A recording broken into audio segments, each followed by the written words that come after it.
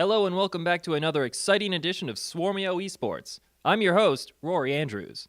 Coming up, we have 30 minutes of top eSports news, gameplay sessions from League of Legends and Halo 5. But first, let's see what's going on in the world of eSports.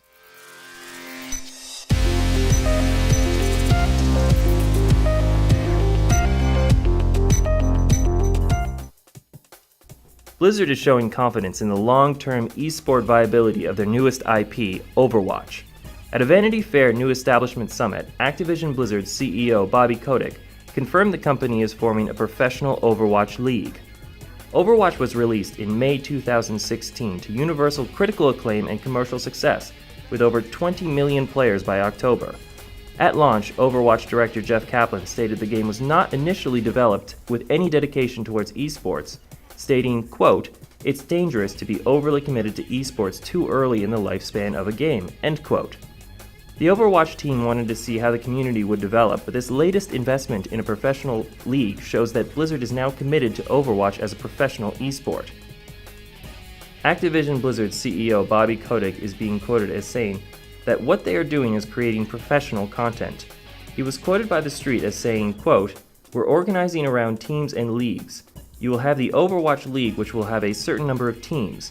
Those teams will be a combination of professional sports teams as owners and endemic sports teams as owners," end quote.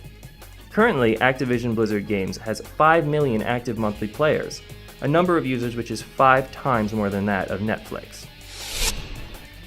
The 2016 League of Legends World Championship has just ended in the USA, and for the second year in a row, South Korea's top professional League of Legends team, SK Telecom T1, took the title. SK T1 clinched the championship in a tight contest against an opposing team, Samsung Galaxy, in a tense 3-2 series. The World Championship was held from September 29th to October 29th across several cities in the United States. 16 teams from around the world initially qualified to participate within the tournament, but South Korea's dominance within the esport was quickly apparent, as South Korean teams topped 3 out of 4 groups within the group stage. The overall purse of the championship totaled over $5 million, with SKT1 taking home over $2 million in prize money. SKT1 has now won 3 out of the last 4 World Championships, and their latest win solidifies their status as the top team in competitive League of Legends. SK Telecom T1 used their trademark defensive reactionary style of play to win the championship, with consecutive series coming out of tense match-point games. In 2016, World Champion MVP is Faker for the second year in a row. Faker was awarded not so much for his aggression, but instead for his elusiveness. Time and time again, Faker escaped from seemingly hopeless situations, leaving his opponents frustrated and causing valuable opportunities for teammates. The style of play is indicative of SK Telecom T1 as a whole, who dictates the slow pace of their games and strikes once their opponents become over-aggressive. Faker, when asked whether there was any lingering doubt about him being the best in the world or not, responded, "The answer is out there, and you know it."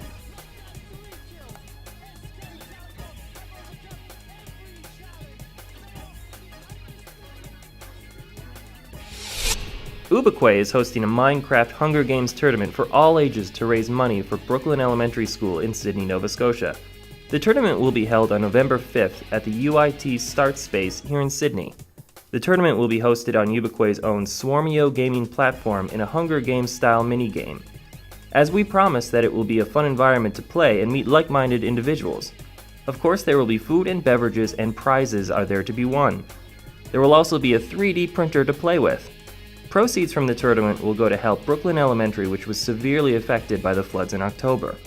Ubiquay wants to thank the following companies and organizations for their generous support for this effort: Cape Breton Partnership, McDonald's, Subway, Cape Breton Beverages, PvP Gamers Dungeon, UIT Startup Immersion, Brilliant Labs, Game On Laser Tag, Navigate Startup House, and Swiss Chalet. It seems more gamers will soon get the opportunity to get the big screen gaming experience. Santa Monica-based gaming company Super League Gaming has recently announced a $5 million investment from Toba Capital and Axiomatic, investment firms headed by top-level entertainment executives. Super League Gaming specializes in creating the cinematic esports experience within theaters, with more than 9,000 gamers participating in Super League Gaming events since 2014. Toba Capital and Axiomatic made waves this September when they bought controlling interest in Team Liquid, a major franchise within competitive esports, with more than 50 players on 10 teams competing in nearly every major esport. Toba Capital and Axiomatic are headed by professional sports teams owners Peter Gruber and Ted Leonisis. The investment group's latest purchase in Super League Gaming shows a further commitment to esports as a growing commercial enterprise.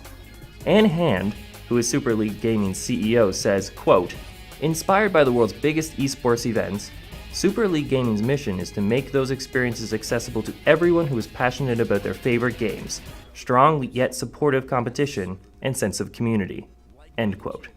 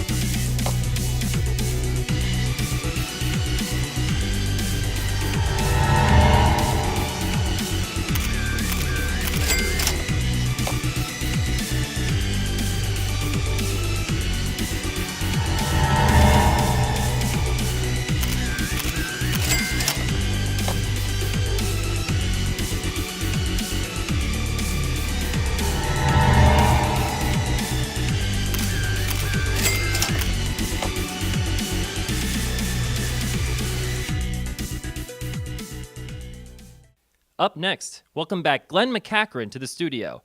He's going to show us tips and tricks on the League of Legends champion Lucien. With the 2016 League of Legends Championship coming to a close and awarding more than $2.5 million in prize money, there's never been a better time to get into the League of Legends competitive scene. This map is the closest thing to a Roman Colosseum. It's all about that accuracy. Yeah, that's right.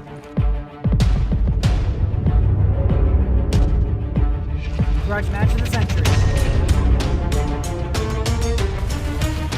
Oh, the clutch. Oh my god.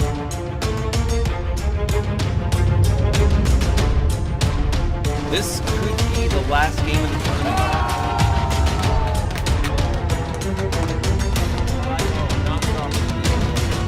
What a savage beating of all their opponents today.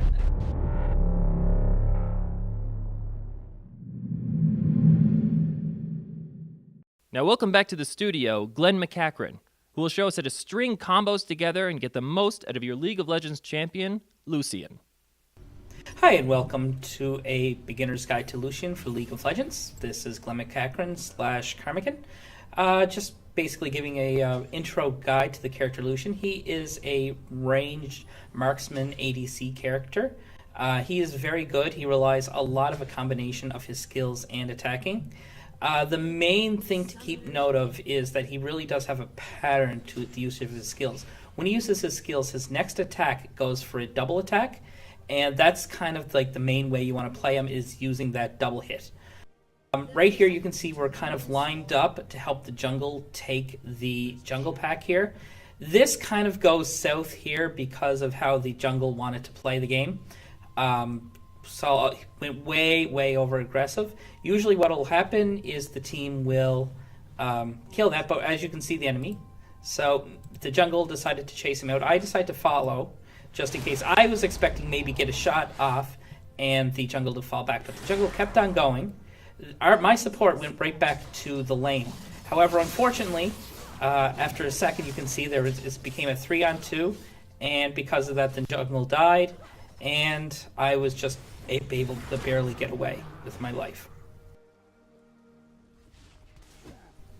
Okay, back in lane here, you can see my positioning. I'm trying as best I can to keep behind the minions while still being able to last hit. I'm able to use the piercing light to damage a bunch of enemies, and I'm basically just focusing on getting the last hits here while staying safe. Now the support is playing a little bit too far back to protect, so I'm trying to be safe.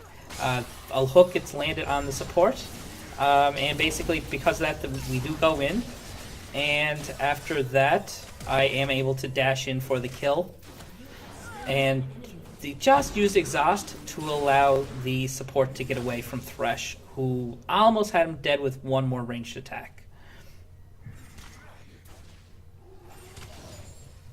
Unfortunately here, as you can see, I got a little bit overconfident. I thought I could kill him, but what really got me in was I was fighting in the middle of the enemy minions. That's something you're going to want to watch out for, is when you're fighting, the enemy minions will target you and start to hit you. So you want to try and be in your minions and not the enemies as much as possible. Okay, so right here, we're just laning. I'm not trying to get too close. I am worried about the hooks at this point. Trying to make sure that I'm within the minions.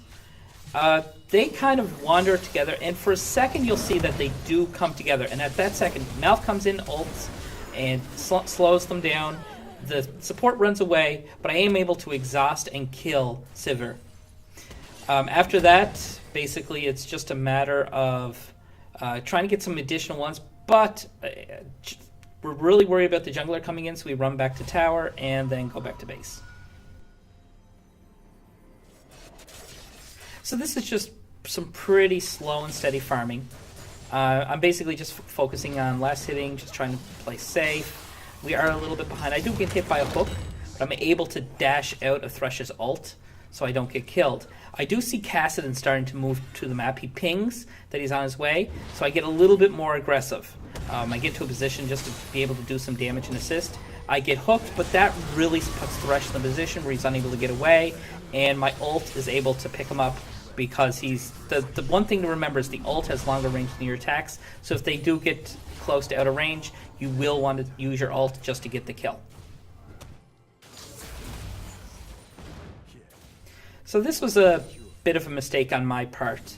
The middle does signal that the mid is missing, and the mid and the jungle are completely off the map. We're down on the south side of the river. That makes us very vulnerable to a gank. Now, as you'll see, basically the mid and the jungle will come from the tri-brush right above of where they are, and we'll have no place to go, and they'll be able to kill us. What should have happened is we really should have backed off when there was that ping, and so we'll be in a safe location. Now, at this point, the E is way overpowered. If the E wasn't so overpowered, I might be able to get away with the dash or something like that. Unfortunately, it's usually good not to get yourself put in that position in the first place. Watching the minimap is really key. I am coming here, I'm basically just trying to get the grump, but I do see Master Yi, so I decide to warp back to base. He comes in to chase me, but I'm able to use the flash to flash back over the wall so he doesn't see me. If he sees me free for a second, he can use his Alpha Strike to get on top of me and probably kill me instantaneously. But because I was looking at the map, I was able to get flash over the wall and keep away from him. Here's the start of another game. You'll see another example of basically going way too ham at the beginning. The Master Yi is being very impatient in the bush. I thought he wanted to set up a trap, but apparently he wanted to go a lot deeper, and I think I probably should have been a little bit more assertive not to do that. This was very risky because there's always the chance of the mid coming down, which is exactly what happens. Now, at this point, I'm just kind of waiting for people to back off, but you kind of have to follow the play of your teammates. But you'll see Master Yi Alpha Strikes over the wall, starts to attack. 3-on-1, he dies pretty fast and uses his flash. I'm not able to get away. Now, the mid does come down and hit us, but we are able to barely get away. But even still, that's not a situation you want to put yourself in at the beginning of a match. You can see an example of a very stable laning phase, however. I'm just basically picking up last hits, just picking up, waiting for the minions to get low, and then just hitting them. I am hitting people before they get low. I'm trying to keep the lane kind of in the middle, not too pushed towards them, but not too pushed towards us. Just slowly. Terra comes after me. I use a skill follow-up with a double hit. That takes off a lot of damage. Could possibly have put the damage onto Ashe, but he was nearby. I usually find that getting the damage on somewhere really does help in the laning. It really makes their support a lot less aggressive, and it does mean that you can actually go to getting more hits. Just continue hiding behind the minions from her volley skill. Again, you want to protect yourself from their skills. Just there is calling. The support comes in, gets the stun, and the jungle does come in. He alpha strikes in, but he alpha strikes way too deep, gets exhausted, and gets killed. Just to close this out, this is a good example of what it really should look like when playing in lane with a ADC character. I'm sitting back, waiting for everything to go. I'm using my skills to weaken the lane. What will happen is the support will be able to get their ADC isolated. She'll use her ult to stun her, and then basically we just jump in for the kill. Here's the stun. I use my skill, double hit, other skill, double hit, and my ult, and use my dash over to finish the kill. Generally speaking, that's how playing Lucien should look like. The whole plan is use your skill, attack, use your other skill, attack, dash if need be, and use your skill. Use ult as soon as you're out of range and to pick up the kill and the rest of the damage. Well, I hope this video was helpful to you. My name is Glenn McCachran. Have a great day.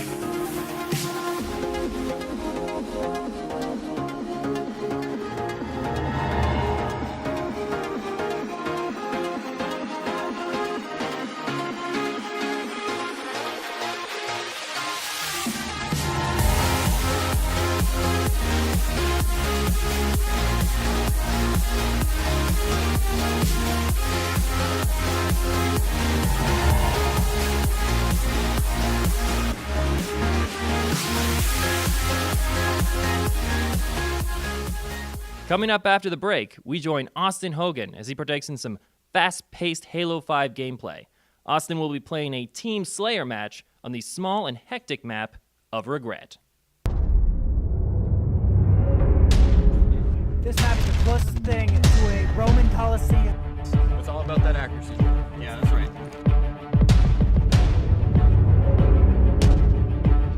Grudge match of the century. Oh, the clutch.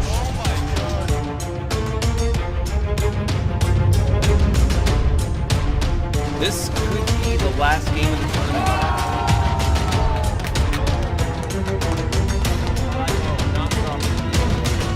What a savage beating of all their opponents today.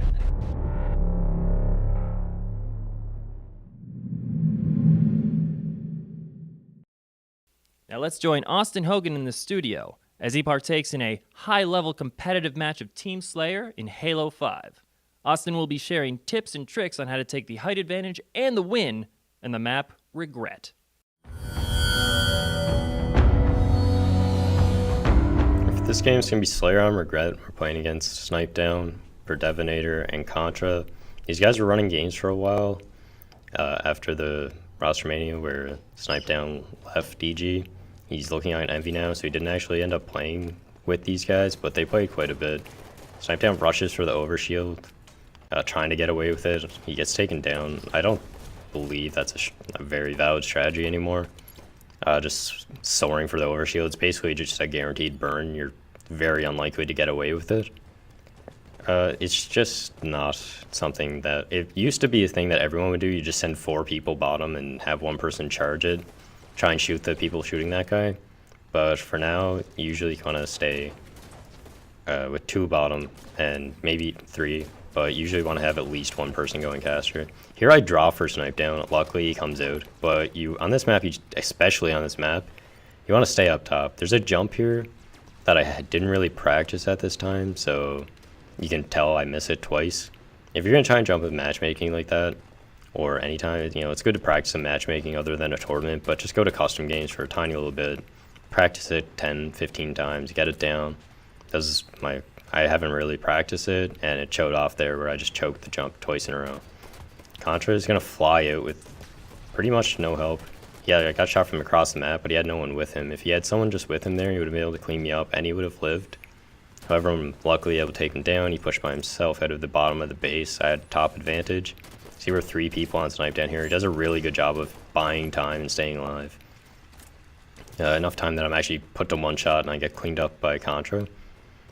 Anytime if you're in a situation where snipe down was, where it's 1v3, just be as annoying as possible until you're able to be cleaned up or get help.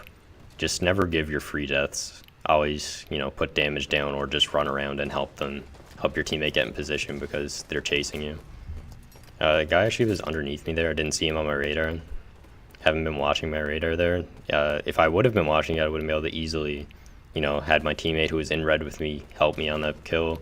Wouldn't have died, would have picked up the kill, would have been able to push out together. So watching your radar, even though a lot of people don't like radar, it's still, you still have to watch it as part of the game. I'm getting pushed from car 2 here because we lost car control. I had a teammate car 2 and he actually dropped down. You see him on the map waiting for overshield.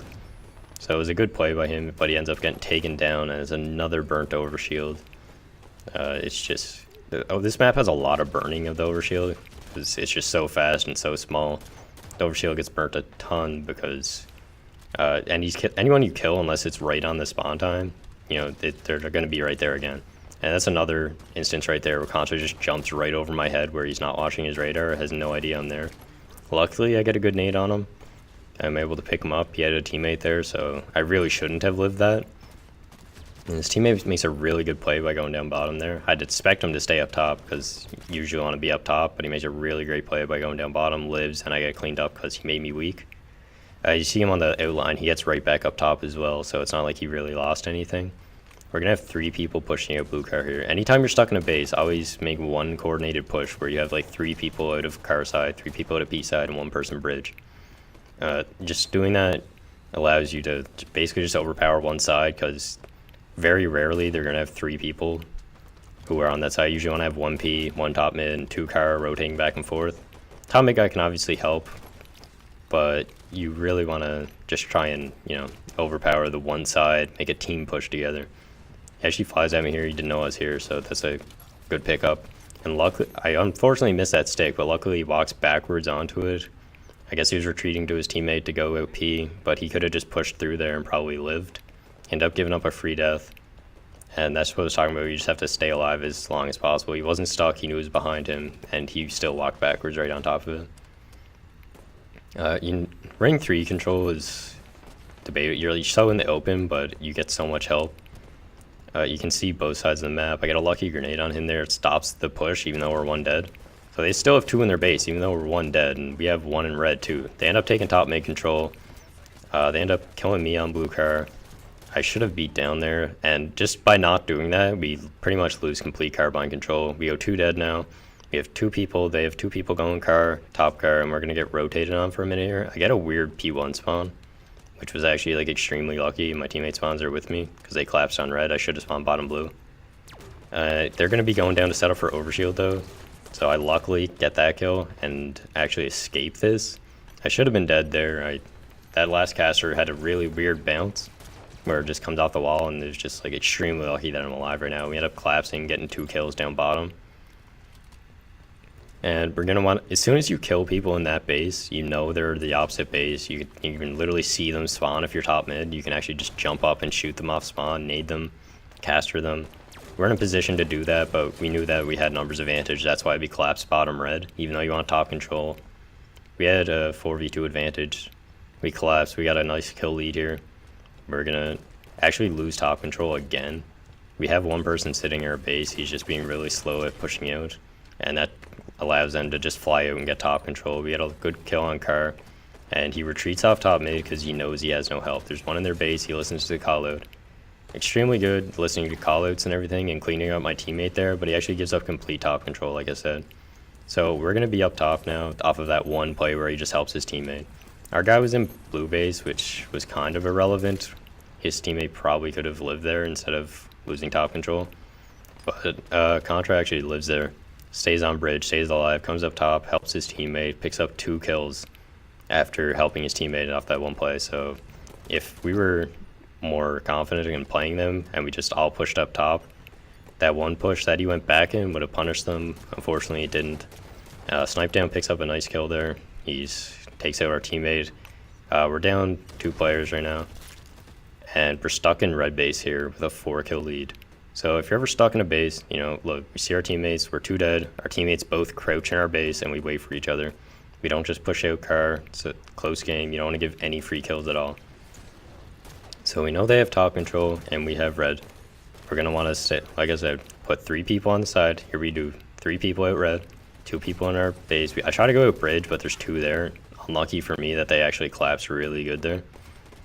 We end up picking up 2 kills, and they're going to have to push in. They only have 1 person up top right now, and I get a car 1 spawn. And I spawn with my teammate. Overshield's about to be up.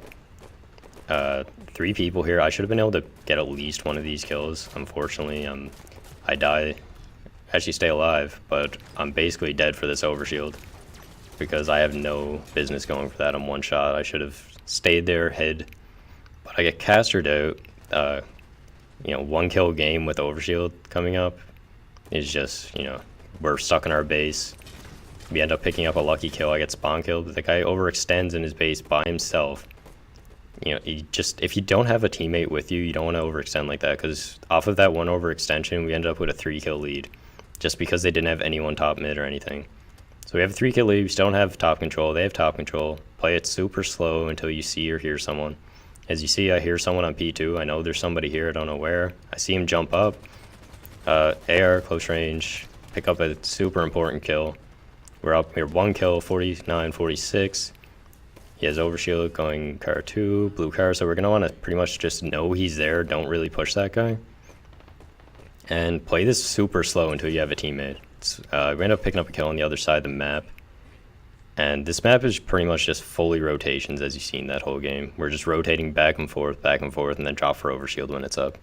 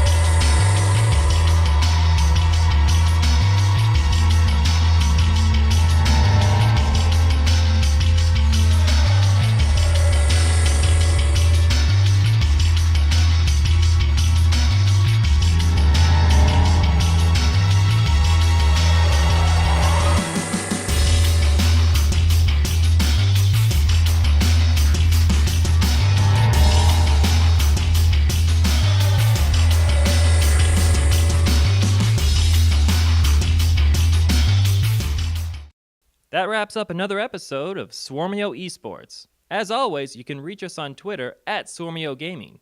You can also watch past episodes at youtube.com/SwarmioTV and hit the subscribe button below to see new episodes every 2 weeks. I'm Rory Andrews, and thank you for watching.